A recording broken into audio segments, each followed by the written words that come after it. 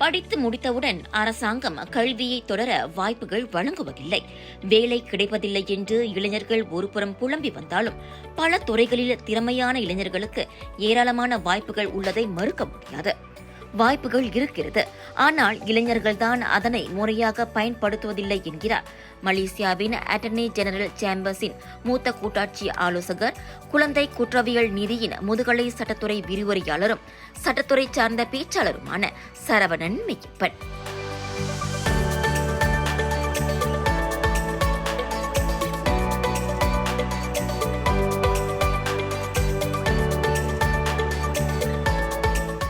வாய்ப்பு கிடைக்க மாட்டேங்குதுன்னு இல்லை, வாய்ப்புகளை தேடி நம்ம போகணும். வாய்ப்புகளை என்னென்ன வாய்ப்புகள் இருக்குன்னு நம்ம தான் ஆராய்ஞ்சி அது நம்மளுக்கு எந்த அளவுக்கு தோதாக இருக்குன்ற விஷயங்களை நம்ம நாடி போவோம். இரண்டாவது அந்த வாய்ப்புகள் கிடைச்சா அந்த வாய்ப்புகளை கடைசி வரைக்கும் நல்லபடியாக பயன்படுத்தி அந்த வாய்ப்பை பயன்படுத்தி அந்த வெற்றியை நீங்கள் காணணும். சிறுவயது முதலே வெளிநாட்டில் கல்வி கற்க வேண்டும் என்பது தமது நெடுநாள் கனவு. அதுவே தன்னை இங்கிலாந்தில் கல்வி கற்க உந்துதல் அளித்ததாக வணக்கம் மலேசியாவிடம் பகிர்ந்து கொள்கிறார் இவர். சிறு வயதிலிருந்தே வெளிநாட்டுக்கு போயிட்டு கல்வி படிக்கணும் அப்படின்ற ஒரு ஆசை. ஆனால் குடும்ப வறுமை, அந்த டைமில் இருந்த சந்தர்ப்ப சூழ்நிலை, அப்புறம் வாய்ப்புகள் இல்லாதனால ஃபர்ஸ்ட் டிகிரி யூகேமில் முடித்தேன். அதுவும் ஜேபிஎஸ் ஸ்காலர்ஷிப்பில் முடித்தேன். ஆனால் அந்த ஆசை நான் வேலை செய்யும் போது கூட கண்டிப்பாக ஒரு குவாலிஃபிகேஷன் இங்கிலாந்துலேருந்து எடுக்கணும் அப்படின்ற ஒரு ஆசை எப்போதுமே இருந்துச்சு. அப்போ தான் வருடம் கொடுக்குற பிரிட்டிஷ் சீவனிங் ஸ்காலர்ஷிப் அப்ளை பண்ணேன். ஒரு கடுமையான செலெக்ஷன் ப்ராசஸ் தான். அப்ளை பண்ணி இவென்ச்சுவலி கிடச்சிச்சு. அப்போ இங்கிலாந்தில் போயிட்டு படிக்கும் போது நம்மளோட திங்கிங் பெர்ஸ்பெக்டிவ், அங்கே இருக்கிற பழகும் போது, நிறைய இன்டர்நேஷ்னல் ஸ்டூடெண்ட்ஸோட பழகும் போது நம்மளோட பெர்ஸ்பெக்டிவ், நம்மளோட திங்கிங், இந்த மாதிரி விஷயங்கள்லாம் ரொம்ப மாறுபட்டு ரொம்ப இன்னும் நம்ம ப்ராடாக திங்க் பண்ணக்கூடிய ஒரு விஷயங்கள் நடக்கும். நீங்கள் எப்படி ஒரு இண்டிபெண்ட்டாக எப்படி அந்த ஜேர்னியை நீங்கள் கடக்கணும். நம்மளோட ஃபேமிலி அங்கே இல்லை, நம்மளுக்கு தெரிஞ்சவங்க யாருமே அங்கே இல்லை. ஆனால் எப்படி அந்த ஜேர்னியை ஒரு இண்டிபெண்ட்டாக கடக்கிறது, அந்த ஜேர்னியை எப்படி அந்த பாசிட்டிவிசத்தோட அந்த ஒரு ரெசிலியன்ஸோடு நீங்கள் கடக்கிறது, அந்த விஷயங்கள்லாம் நான் கற்றுக்கிட்டேன். தன்னுடைய தேடல்தான் இன்று மலேசியாவில் தன்னை அடையாளப்படுத்திக் கொள்ள வழிவகுத்தது. அந்த தேடல் இன்றைய இளைஞர்களிடையே குறைவாக உள்ளது என்றவர், மற்றவர் போலவே செயல்படும் எண்ணமும் இன்றும் மாணவர்களிடையே ஊடுருவி வருவதையும் அவர் சுட்டிக்காட்டினார். அந்த வாய்ப்புகளை தேடி போகிறதுக்கு அவங்க தயங்குறாங்க, பயப்படுறாங்க. அதை பற்றின ஒரு அவேர்னஸும் ரொம்ப குறைவாக இருக்குது.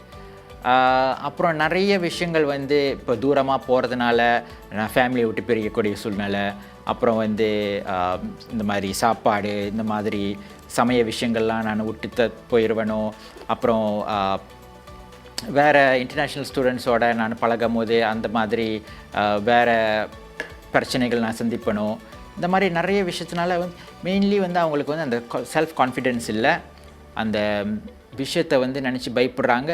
இப்போ இருக்கிற சூழ்நிலையிலேயே நம்ம கம்ஃபர்டபுளாக இருந்துடணும், இப்போ இருக்கிற சூழ்நிலையிலே நம்ம வாழ்க்கையை கடந்து போயிடலாம் அப்படின்ற ஒரு விஷயம் தான் நான் ரொம்ப பார்க்குறேன்.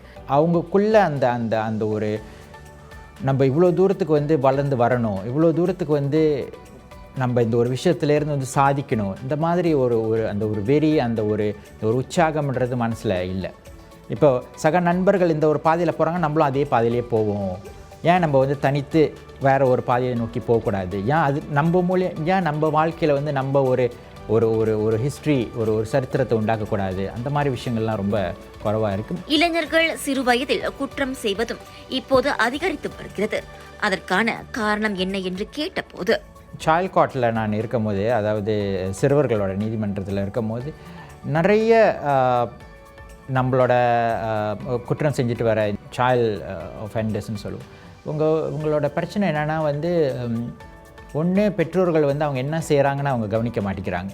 அப்போது அவங்க தகாத ஒரு உறவில் ஈடுபட்டு நண்பர்களோட பழகி இந்த மாதிரி ட்ரக்ஸ், அப்புறம் இந்த மாதிரி மாற்றம் பெண் நம்ம சொல்லுவோம், இந்த மாதிரி நைட்டில் போகிறது, இந்த மாதிரி விஷயங்கள், அது மூலியமாக இந்த சிறுசாக தூங்குறது அது ரொம்ப பெரிய பெரிய பிரச்சனைக்கு பூதாகாரமாக வடிவெடுத்து அதுக்கப்புறம் ஒன்றும் இந்த மாதிரி கேங்ஸ்டரிசம், இந்த மாதிரி விஷயங்கள். அப்போ நம்ம நீதிமன்றத்தில் பெற்றோர்கள் கண்டிப்பாக வரணும். பெற்றோர்கள் நம்ம கூப்பிட்டு கேட்கும் போது, நான் வேலைக்கு சென்றுவேன், என் மகன் வந்து ஸ்கூலுக்கு போயிட்டு வரான்னு தான் நான் நினச்சிக்கிட்டு இருந்தேன். இப்போ வந்து இது ஒரு அதிர்ச்சியாக இருக்குது. அப்போ நம்ம கேட்கும்போது ஏன் நீங்கள் வந்து பார்க்க மாட்டேங்கிறீங்க, இதெல்லாம் வந்து எனக்கு நேரம் இல்லை, 2 பேருமே வேலை செய்கிறோம், இந்த மாதிரி ஒரு ரொம்ப ஒரு இர்ரெஸ்பான்சிபிளான ஒரு ஆட்டிடியூட், இந்த மாதிரி விஷயங்கள்லாம் பெற்றோர்கள் வச்சுருக்காங்க. இளைஞர்களின் சிந்தனை திறன் மாறுபட்டாலே வாழ்க்கையில் முன்னேறும் படிக்கட்டுகளை தேடுவார்கள். ஆக கூட்டிலிருந்து வெளியே பறக்கும் பறவைதான் உலகை அறிய முடியும். கற்க வேண்டியதை கற்றால்தான் திறன்பட செயல்படவும் முடியும் என்று அறிவுறுத்துகிறார் இவர். முதலாவதாக உங்களோட திங்கிங் மாறணும். ஒரே விஷயங்களை வந்து நாடி போகாமல் நிறைய பெர்ஸ்பெக்டிவில் நீங்கள் யோசிக்கணும். உங்களோட செல்ஃப் டிசிப்ளின் ரொம்ப முக்கியம். டைம் மேனேஜ்மெண்ட் ரொம்ப முக்கியம். யாரோட நீங்கள் பழகுறீங்க அதுவும் முக்கியம். இப்போ நீங்கள் நண்பர்களோட பழகும் போது இந்த நண்பர்கள் வந்து எந்த அளவுக்கு வந்து உங்களுக்கு ஒரு உற்சாகத்தை கொடுப்பாங்க, எப்படி உங்களுக்கு வந்து சேர்ந்து ஒரு விஷயத்தை வந்து செஞ்சு மக்களுக்காக இல்லை உங்களுக்காக நீங்கள் செய்யலாம், இந்த மாதிரி விஷயங்கள் நீங்கள் பார்க்கணும். நிறைய விஷயங்களை வந்து தெரிஞ்சுக்குங்க. இப்போ வந்து இன்டர்நெட் எரா, எல்லா இன்ஃபர்மேஷனும் இன்டர்நெட்டில் இருக்குது. நிறைய விஷயங்கள் வந்து நீங்கள் படித்து தெரிஞ்சுக்கணும். உங்களோட லாங்குவேஜ், தமிழ் மொழி, தேசிய மொழி, ஆங்கில மொழியோட புலமை ரொம்ப முக்கியம். இப்போ உலகமே வந்து எல்லாமே ஆங்கிலத்தில் தான் இருக்குது. ஆங்கில மொழி புலமை ரொம்ப முக்கியம். விடாமுயற்சி ரொம்ப முக்கியம். இந்த மாதிரி விஷயங்கள் இருந்தாவே வந்து கண்டிப்பாக உங்களால் சாதிக்க முடியும். வீட்டில் முதல் பட்டதாரியாக உருவெடுத்து வெளிநாட்டில் கால் பதித்து கல்வி கற்று வந்த சரவணன் தனது வேலையை மட்டுமல்லாமல் சமூகத்திற்கும் சட்டத்துறை வழக்குகள் சார்ந்த ஆலோசகராகவும் பள்ளிகளில் சட்டத்துறை சார்ந்த பேச்சாளராகவும் வலம் வந்து கொண்டிருக்கிறார். எனக்கு கிடைத்த வாய்ப்பை நான் நன்முறையில் பயன்படுத்தி இணைந்த வாழ்க்கையில் மிளர்கிறேன். அதுபோல் இளைஞர்களும் காற்றுள்ள போதே தூற்றிக்கோள் என்பதை நினைவில் நிறுத்தி வாய்ப்புகளை கண்டறிந்து இருக்கும் வாய்ப்புகளை பயன்படுத்தி முன்னேற வேண்டும் என்று அறிவுறுத்துகிறார் சரவணன். நேரம் நம்மை விட்டு கடந்துவிடும். எச்செயலிலும் தேடலும் நம்பிக்கையும் இருந்தால் தயக்கத்தை தரையில் விட்டு வெற்றிப்படியின் மீது சரவணன் மெய்யப்பன் போல நாமும் ஏறலாம்.